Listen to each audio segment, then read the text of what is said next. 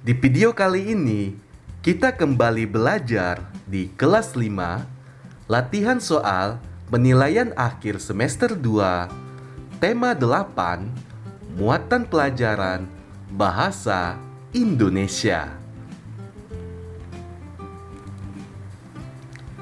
Bahasa Indonesia KD 3.8. Ayo simaklah teks berikut. Alat pembuat garam berhasil dibuat oleh Zainal. Alat tersebut dapat digunakan meskipun cuaca mendung. Alat tersebut memiliki aki yang berfungsi untuk menyimpan energi matahari. Oleh karena itu, meskipun cuaca tidak mendukung, alat tersebut tetap mampu menghasilkan garam. Teks di atas termasuk teks A. Fiksi karena teks berisi khayalan. B. Fiksi karena teks hanya berupa opini. C. Non-fiksi karena teks berisi kejadian faktual. D.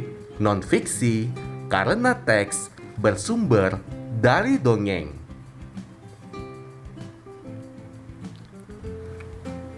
Jawabannya adalah C. Teks tersebut termasuk teks non-fiksi karena teks berisi kejadian faktual.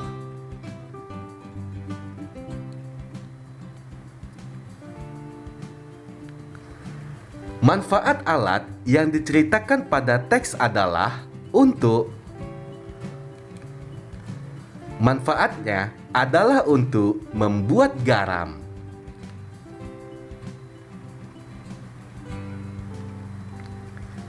Gagasan pokok pada teks tersebut adalah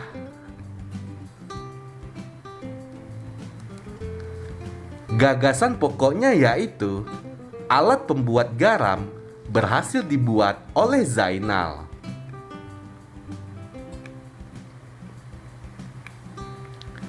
Sebelum membuat rangkuman, kita sebaiknya menentukan titik-titik dalam teks non-fiksi.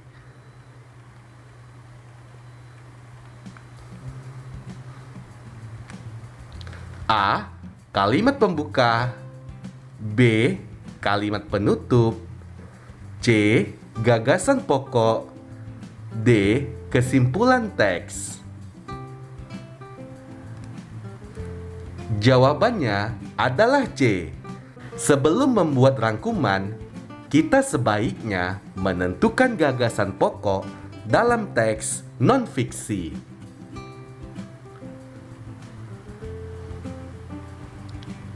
Membuat peta konsep membuat kita lebih mudah titik-titik teks. Membuat peta konsep membuat kita lebih mudah memahami isi teks.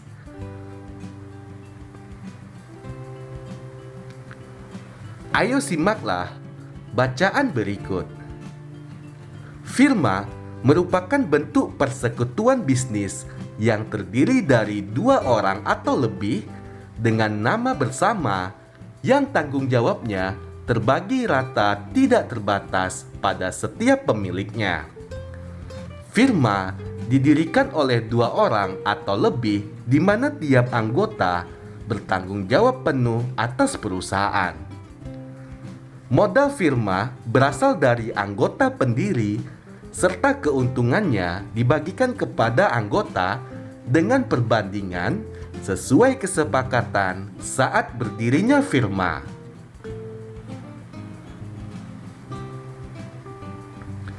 Peristiwa penting dari teks tersebut adalah peristiwa pentingnya yaitu firma didirikan oleh dua orang atau lebih di mana tiap anggota bertanggung jawab penuh atas perusahaan.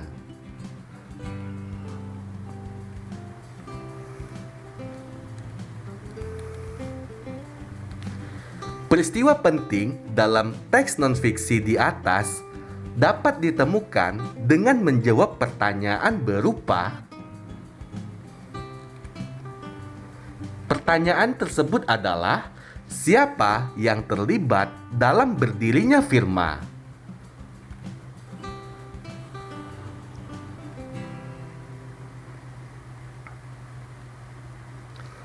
Ayo simaklah teks berikut. Menurut perkiraan IEA atau International Energy Agency, sejauh ini terdapat ketegangan terbesar terhadap masa depan sumber daya air bagi sistem energi. Ketegangan tersebut mencakup dua lingkup, yaitu produksi energi listrik batu bara yang makin membumbung, serta maraknya industri bahan bakar nabati yang terancam menguras air. IEA juga mencatat bahwa produsen daya batu bara dapat mengurangi konsumsi air dengan menggunakan sistem dry cooling yang akan meminimalkan kebutuhan air. Tambah lagi, akan menghasilkan energi yang lebih efisien.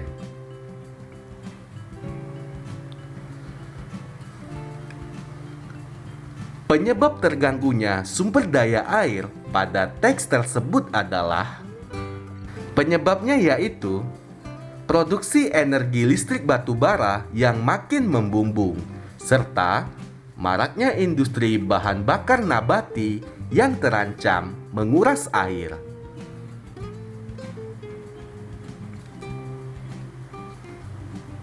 Makna kata energi pada teks tersebut adalah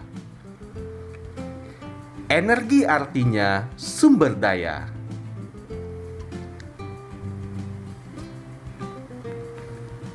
Peristiwa penting pada teks tersebut ditunjukkan oleh kalimat. Salah satu peristiwa penting yang terdapat pada teks tersebut yaitu IEA juga mencatat bahwa produsen daya batu bara dapat mengurangi konsumsi air dengan menggunakan sistem dry cooling yang akan meminimalkan kebutuhan air.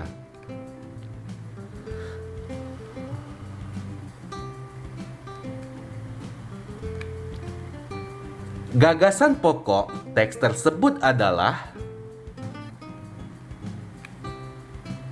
gagasan pokoknya yaitu menurut perkiraan IEA atau International Energy Agency, sejauh ini terdapat ketegangan terbesar terhadap masa depan sumber daya air bagi sistem energi.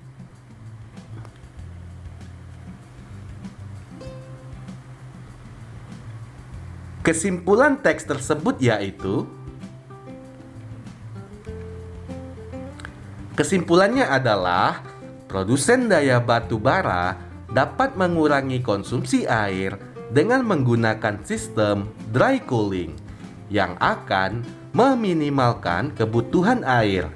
Tambah lagi, akan menghasilkan energi yang lebih efisien.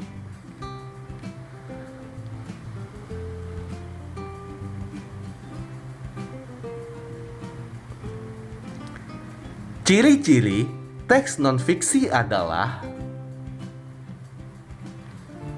ciri-cirinya yaitu teks non-fiksi dibuat berdasarkan fakta, realita, atau hal-hal yang terjadi dalam kehidupan sehari-hari.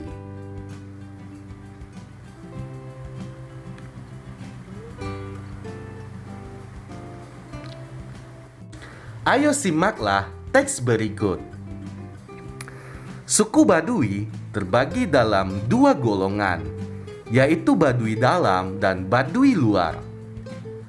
Perbedaan paling mendasar dari kedua suku ini terlihat dari cara menjalankan aturan adat. Jika Baduy dalam masih memegang teguh adat dengan baik, sebaliknya tidak dengan Baduy luar. Masyarakat Baduy luar dianggap sudah terpengaruh dengan budaya luar. Penggunaan barang elektronik dan sabun diperkenankan oleh ketua adat yang disebut jaro untuk menunjang aktivitas sehari-hari.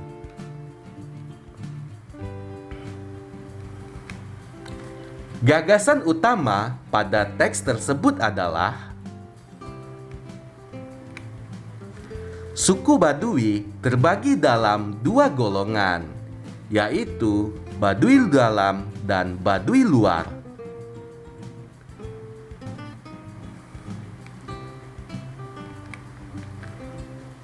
Peristiwa penting dari teks tersebut adalah